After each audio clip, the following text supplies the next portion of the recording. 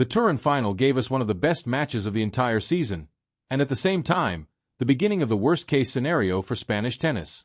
In just a matter of hours, Carlos Alcaraz went from battling Jannik Sinner for the ATP Finals trophy to confirming a hamstring edema and announcing, with visible frustration, that he would not play the Davis Cup. A devastating blow for him, for Spain, and for everyone who dreamed of seeing him lift the Davis Cup trophy for the first time in his career. But this story is not only about an injury. It is about what this means for 2026, for his rivalry with Sinner, for his world #1 status, and for the future direction of men's tennis. Everything began in that electric Turin final, a packed arena, a flawless Sinner, and an Alcaraz who, from the early stages of the match, already showed signs of physical trouble. During the opening set, the Spaniard complained about discomfort in his right hamstring. The physio entered twice, and even though Alcaraz kept fighting with his usual intensity, his body was sending a warning. A controversial moment added even more noise: Sinner's double contact shot, which exploded across social media. But according to ITF rules, the play was completely legal as long as it occurred in one continuous motion. The debate was irrelevant compared to what really mattered: Alcaraz's leg, and the brutal news that would come afterwards. Once the final ended, Alcaraz left Turin and headed straight to Bologna by van, a 3.5-hour trip. He went directly to the clinic. MRI, evaluation, silence. From the Spanish Federation came early optimism: it's only an overload. The plan was simple: rest Tuesday, test himself Wednesday, decide Thursday just hours before Spain's debut against the Czech Republic. But that optimism collapsed quickly. The MRI revealed the truth: muscular edema in the right hamstring. Not a tear, but severe inflammation, an area on the verge of breaking if he tried to compete. And then came his message, posted with a tone far more painful than any scoreboard. "I'm very sorry to announce that I won't be able to play the Davis Cup. I have an edema in the hamstring and the medical recommendation is not to compete. I go home hurt." A sincere, heavy message. You could feel how much this tournament meant to him, how much he wanted this title that continues to escape him year after year. David Ferrer explained it clearly. Yes, they were sad. Yes, they felt the blow. But he trusted his team. And he admitted something important: he had no alternative plan in case Alcaraz withdrew. That's how convinced they were that Carlos would make it. Suddenly, Spain was left with 4 players: João Munar, Pablo Carreño, Pedro Martinez, and Marcel Granollers. And their mission became nearly impossible: defeat the Czech Republic, arguably the most dangerous team in the entire Davis Cup Finals lineup. Hours later, Alcaraz spoke again in a quieter, more emotional interview. He revealed that the injury wasn't catastrophic, but the risk of a tear was real. And a tear, at this point of the season, could destroy the start of 2026, something neither he, nor Ferrer, nor the Spanish team could allow. His priority became obvious: go home, rest, recover, and arrive at the Australian Open at 100%. When asked whether he felt the Davis Cup owes him something, he answered with characteristic humility, "I don't know if it owes me something, but I'm sure the moment will come." And you could see it in his face. This one hurts. In 2023 something happened, in 2024 something else, and now in 2025 another setback. The Davis Cup has become his unfinished business. With his season officially over, Alcaraz now shifts his focus entirely to what comes next. And the roadmap is already set: an exhibition against Francis Tiafoe in New Jersey, another against João Fonseca in Miami the following day, then a blockbuster exhibition against Jannik Sinner in South Korea, before finally flying to Australia. Once there, he will play the high-profile one-point slam and finalize his preparation for the first Grand Slam of 2026. But beyond exhibitions and pre-season routines, there is a strategic detail that changes everything: ranking defense. Heading into the Australian Open, Alcaraz is in a privileged position. He defends only 400 points. Sinner defends the full 2,000 from his victory last year. This means one thing: no matter what happens in Melbourne, Carlos Alcaraz will leave Australia as world #1. But everything changes immediately afterwards. From February forward, the real battle begins. The ranking freeze ends and the points race opens in full force.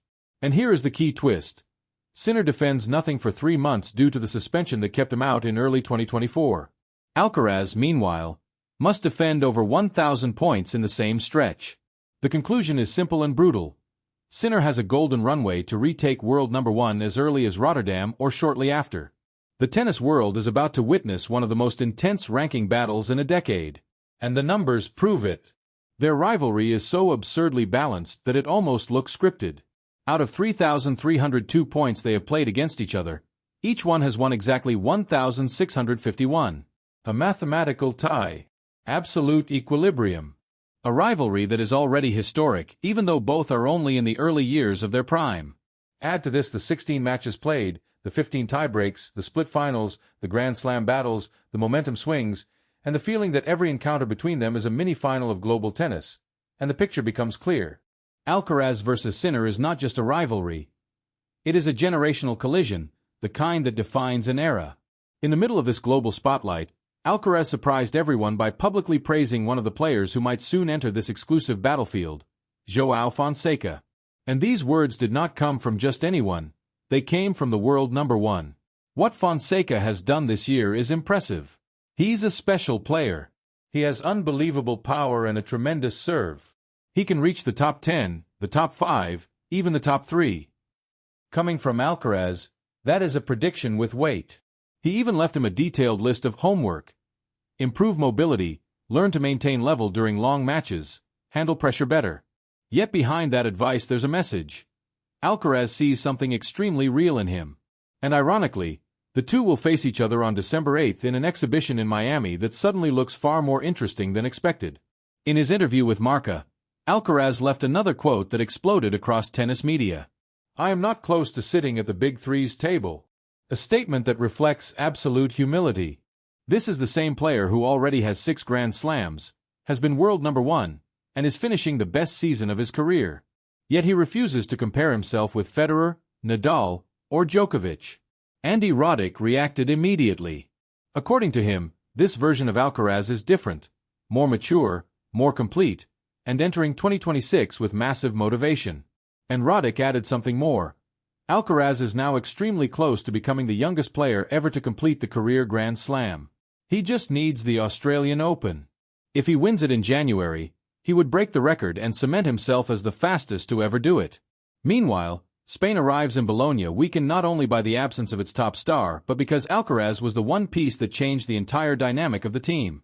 With him, Spain had a guaranteed singles point, intimidation factor, and an elite doubles option alongside Granolers.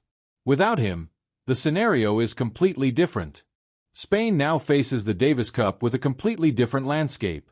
Without Alcaraz, the team loses its natural anchor, its emotional pillar, and its almost guaranteed point in every tie.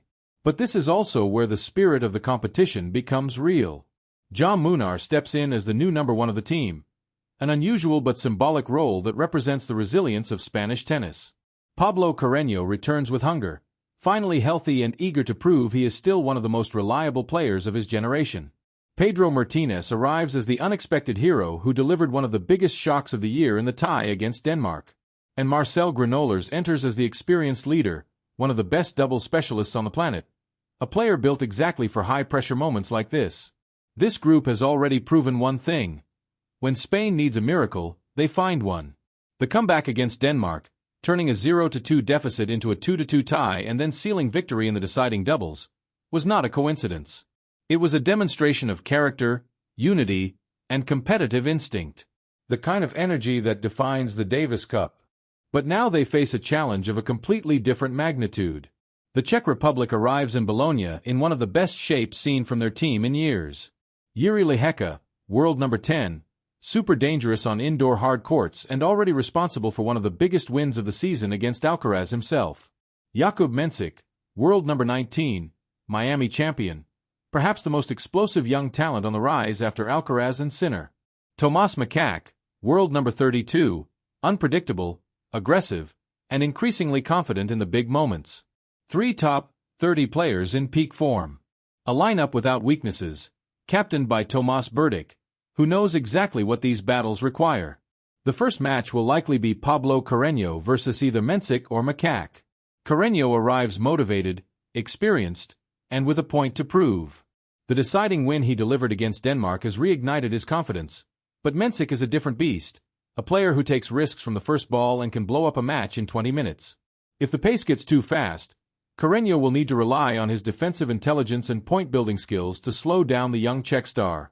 The second singles match, Munar vs Lehecka, is by far the toughest.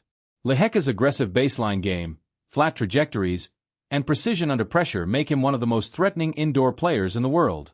The surface favors him. The rhythm favors him. The matchup favors him. But Munar has evolved tremendously in 2025. His aggression has increased, his serve has improved, and he enters this tie with the best indoor numbers of his career. It will be a match of mental endurance more than pure tennis. If Spain manages to take the tie to 1-1, the doubles becomes the center of the universe. Granollers and Pedro Martinez form a team with real chemistry, experience, and complementary styles. Granollers, a two-time Grand Slam champion this year, is playing some of the best doubles of his life. If the tie goes to the deciding point, Spain's chances grow dramatically. But this is also where Alcaraz's absence hurts the most. With him, Granollers had the perfect partner. Power, mobility, reflexes, finishing instinct. Without him, Spain must rely on pure double structure, not firepower. Despite everything, David Ferrer delivered a message that resonated throughout the team. We accept that we don't have Carlos, but I trust my team. I believe we can do something good. And those words immediately became the emotional engine inside the locker room. Spain arrives without its star but with something even more dangerous in Davis Cup: collective pride. Carreño returning from injury hell, Munar playing the best tennis of his life, Martinez fearless after beating impossible opponents, Granollers dreaming of lifting Spain once more. This team may not have rankings, but it has heart. And in the Davis Cup, heart can overturn anything. The absence of Alcaraz may have shaken Spain, but it has also ignited something deeper. An emotional commitment from every player to compete for him, to fight in his name, to carry the weight of the number one even if the number one is not on court. Carreño, who has spent months recovering from injury and questioning whether he could return to the level that once made him a top 10 force, now embraces this challenge as the perfect moment to prove that his story is far from over. Munar enters this tie with the best season of his life, stronger mentally, fitter, more disciplined in the critical points.